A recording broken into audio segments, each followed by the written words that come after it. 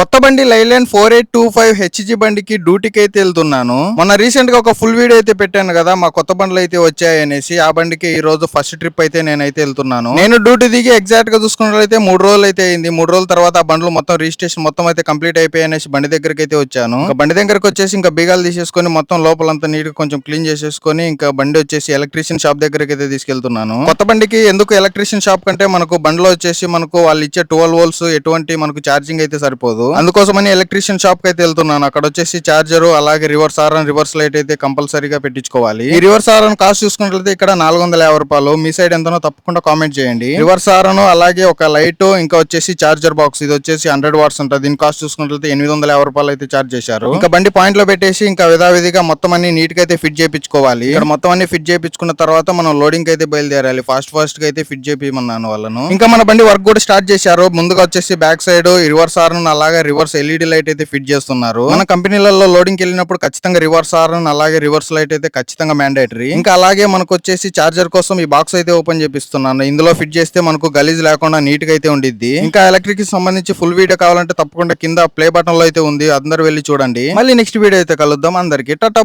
Bye.